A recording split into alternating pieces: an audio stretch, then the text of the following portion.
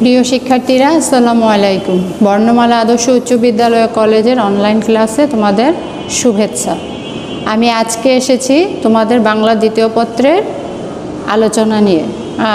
তোমরা অবশ্যই অষ্টম শ্রেণীর শিক্ষার্থীদের বলছি যে তোমরা অবশ্যই তোমাদের বাংলা দ্বিতীয় পত্রের দুইটি অংশ তোমরা জানো, নির্মিতি অংশ এবং ব্যাকরণ অংশ। তো আজকে আমি তোমাদের নির্মিতি অংশ নিয়ে আলোচনা করছি, যেহেতু আমাদের গদ্য পদ্য এবং ব্যাকরণ অংশ সেপ্টেম্বর মাসের সিলেবাস অনুযায়ী শেষ হয়ে গেছে।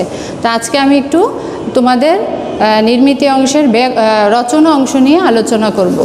তো আশা করি সবাই ভালো আছো, সুস্থ আছো। তো চলো আমরা আজকে রচনার তোমাদের সেপ্টেম্বর মাসের যে কয়টি রচনা আছে তার থেকে আমি আজকে তোমাদের যে রচনাটি নিয়ে আলোচনা করব সেটি হচ্ছে দৈনন্দিন জীবনে বিজ্ঞান। একটা চমৎকার রচনা এবং টপিকস। এটার মধ্যে কিন্তু আমরা অনেক কিছু শিখতে পারি দৈনন্দিন জীবনে বিজ্ঞান। তো এই বিজ্ঞান বিষয় আলোচনার জন্য আমরা আগেই জানি যে দৈনন্দিন জীবন হচ্ছে প্রাত্যহিক জীবন, আমাদের যেটাকে বলে প্রতিদিনের জীবন।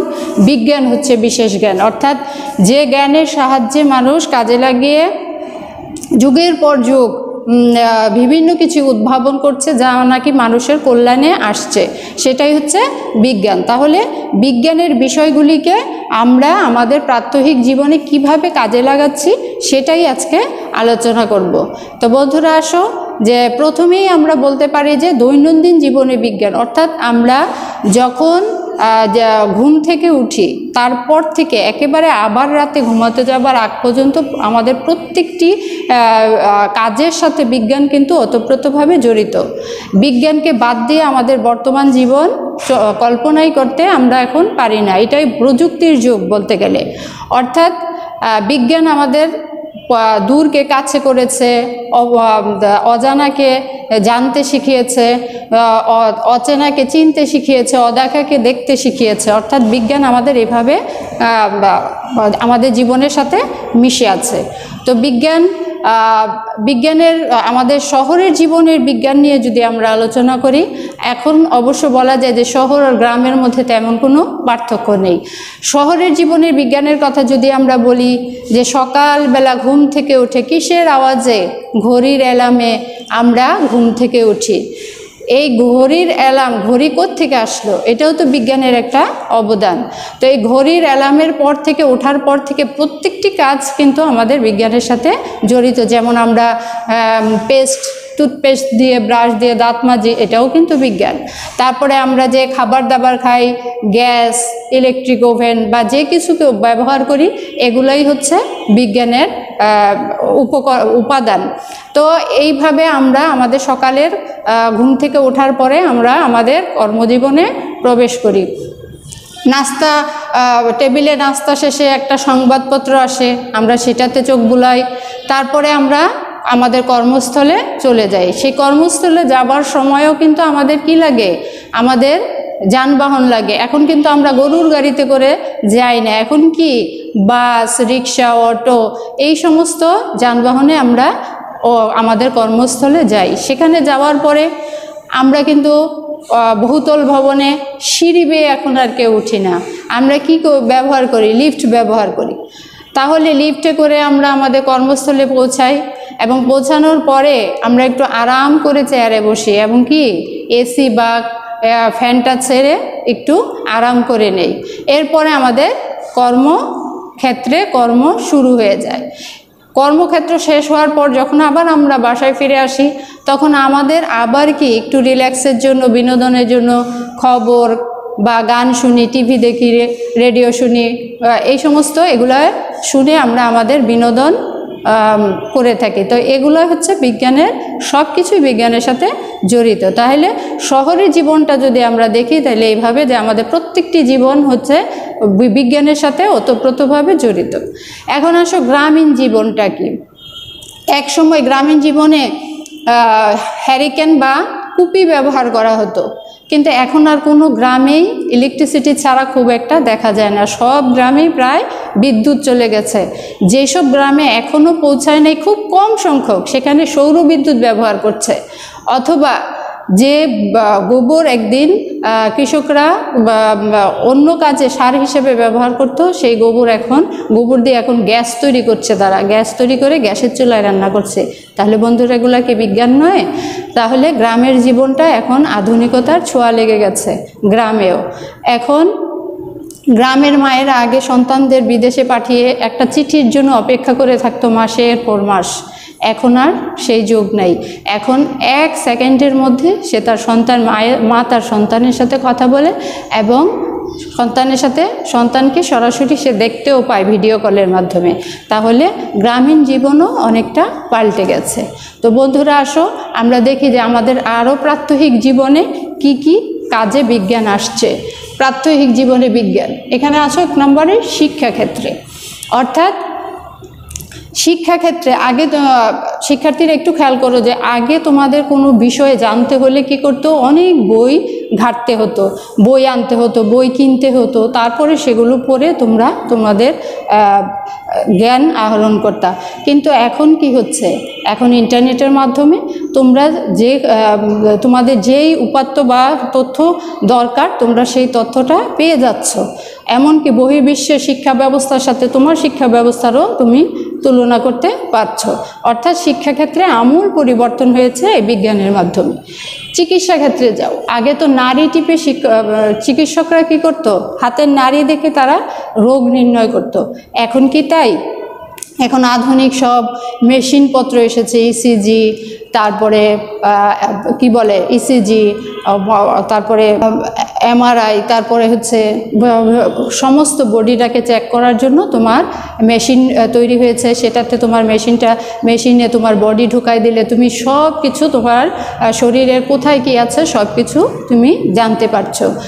আবার নতুন নতুন যন্ত্রপাতি আবিষ্কার হচ্ছে, রোগ নির্ণয় করতে এতে সহজ হচ্ছে। তো এইভাবে চিকিৎসা ক্ষেত্রেও আমাদের বিজ্ঞান অনেক এগিয়ে গেছে। এরপর কর্মক্ষেত্রের কথা যদি বলো, কর্মক্ষেত্রে আগে মানুষ কি করত, হাতে হিসাব তৈরি করত, বড় বড় প্রতিষ্ঠানের হিসাব কিতাব হাতে তৈরি করত। কিন্তু এখন আর কিছুই লাগে না। এখন কি হয়, এগুলো সব কম্পিউটারের মাধ্যমে হিসাব করা হয়।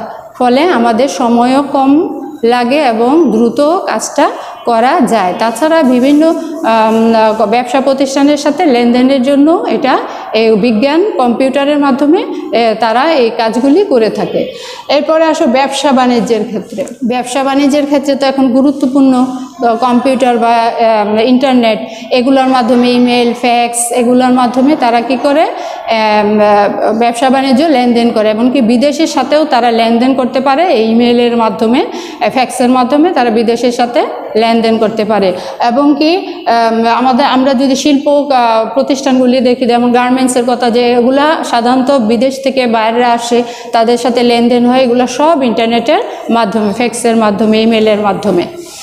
যোগাযোগের ক্ষেত্রে আমরা আগে এক জায়গা থেকে আরেক জায়গায় যেতে খুব কষ্ট হতো, কিন্তু অল্প সময়েও যোগাযোগের ক্ষেত্রে এখন ইন্টারনেটের মাধ্যমে, মোবাইলের মাধ্যমে আমরা এক জায়গা থেকে আরেক জায়গায় যাব, সেখানে আমরা কি করতে পারি, একটা ফোন করে বা ইন্টারনেটের মাধ্যমে আমরা সেখানে রেলওয়ে, বিমানের, সব জায়গায় আমরা বাসের আমরা টিকিট ক্রয় করতে পারি ঘরে বসেই। তো যোগাযোগও আমাদের হাতের নাগালে বিজ্ঞানের জন্য এসে গেছে। যাতায়াতের ক্ষেত্রে আমরা এক স্থান থেকে অন্য স্থানে যাওয়ার জন্য খুব দ্রুত বিমানে যেতে পারি, তারপরে বিভিন্ন বাসে যেতে পারি, এই যে যানবাহন, ট্রেনে যেতে পারি। এই যে যানবাহনগুলি, এগুলি হচ্ছে বিজ্ঞানেরই অবদান, অর্থাৎ বিজ্ঞানের মাধ্যমেই আমরা এগুলি ব্যবহার করছি। কৃষিক্ষেত্রে যদি বলি, তাহলে কৃষিক্ষেত্রে আমূল পরিবর্তন হয়েছে। এখন আর কৃষকরা সেই মানধাত্তার আমলের কৃষি পদ্ধতিতে চাষাবাদ করে না, চাষাবাদ করে আধুনিক পদ্ধতিতে। সে আধুনিক পদ্ধতিটা কি, যেমন আগে লাঙল, আর কি গরু দিয়ে জমি চাষ করা হতো এবং খুব কষ্ট হতো, কিন্তু বর্তমানে আর সেটা নাই। এখন আধুনিক পদ্ধতিতে ট্রাক্টর ব্যবহার করা হচ্ছে, ট্রাক্টর দিয়ে তারা জমি চাষ করছে। এমনকি ধান কাটার জন্য যন্ত্র ব্যবহার হচ্ছে, যে যন্ত্র ধান কাটার জন্য যন্ত্র দিয়ে ধান কাটা হচ্ছে, যন্ত্র দিয়ে ধান মাড়াই হচ্ছে।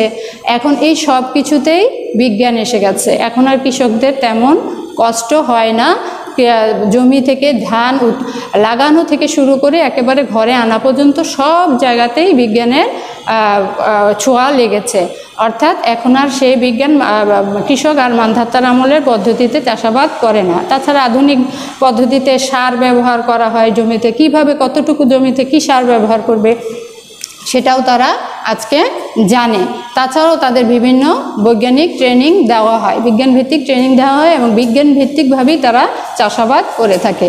তো শিক্ষার্থীরা এইসব ক্ষেত্রে আমরা সাধারণত দেখি যে বিজ্ঞানের ব্যবহার। এছাড়াও বিজ্ঞান আমাদের কি না দিয়েছে, বিজ্ঞান আমাদের অভূত উন্নয়ন সাধন করেছে। বিজ্ঞানের মাধ্যমে আমরা আজকে মানুষ যাদের সমস্ত কিছু আমাদের আয়ত্তে, অর্থাৎ সব কিছু আমরা এখন জানতে পারছি, একদম নিচে থেকে মাটি থেকে একেবারে আকাশ পর্যন্ত সব কিছু এখন মানুষের নখদর্পণে। তো বিজ্ঞান যে আমাদের এত কিছু উপকার করছে, এর কিছু ক্ষতিকর প্রভাব দিকও আছে, তবে সেটা মানুষের মানসিকতার উপর নির্ভর করে। বিজ্ঞান কিন্তু আসলে ক্ষতির জন্য আবিষ্কৃত হয় নাই, আসলে মানুষ এটাকে কিভাবে ব্যবহার করছে এটা হলো তার উপর এটা ভিত্তি করে। বিজ্ঞানের মাধ্যমে আমরা এখন এই যে বিভিন্ন পারমাণবিক অস্ত্র তৈরি হচ্ছে, সেই অস্ত্রটা কি হচ্ছে, এক দেশ আরেক দেশের সাথে বৈরী সম্পর্কের জন্য সেখানে প্রয়োগ করছে, ফলে দেশটি ধ্বংস হয়ে যাচ্ছে। তো এটা বিজ্ঞানের মাধ্যমেই হয়েছে। এই যে পারমাণবিক অস্ত্র তৈরি হচ্ছে, এটা হচ্ছে বিজ্ঞানের মাধ্যমে। একটি দেশকে অন্য দেশের ক্ষতি করতে চাইলে সে বিজ্ঞানকে প্রয়োগ করে ক্ষতিকর কিছু আবিষ্কার করে তবে সে দেশের জন্য সেটা প্রয়োগ করছে। এখানে ভালো মানসিকতার অভাব, অর্থাৎ বিজ্ঞান নয়, এখানে আমাদের ভালো মানসিকতা দিয়ে আমরা বিজ্ঞানকে ইচ্ছা করলে কাজে লাগাতে পারি, আবার ইচ্ছা করলে মানুষের ক্ষতিও করতে পারি। তো শিক্ষার্থীরা, এইভাবে আমরা আমাদের দৈনন্দিন জীবনে বিজ্ঞানের ব্যবহার করে থাকি। তো আশা করি তোমরা বিজ্ঞানের দৈনন্দিন জীবনে বিজ্ঞানের রচনাটা সুন্দর করে লিখবে। তোমরা জানো যে রচনা অংশের জন্য 15 নম্বর। তো রচনা অংশটা যতটা সম্ভব পয়েন্টসগুলো পরিষ্কার করে সুন্দর করে লিখবে, যাতে তোমাদের নম্বর ভালো আসে, এবং প্রত্যেকটা পয়েন্টসই খুব সুন্দর করে আলোচনা করবে। শুধু পয়েন্টস লিখে গেলাম কিন্তু আলোচনা করলাম না, সেটা হবে না।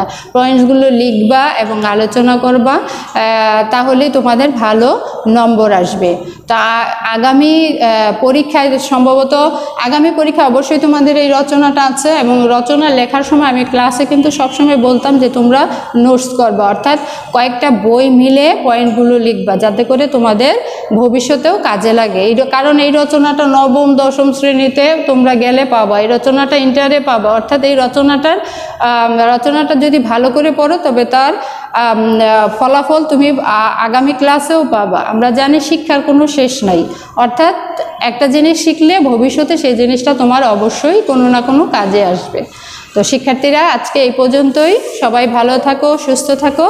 আল্লাহ হাফিজ।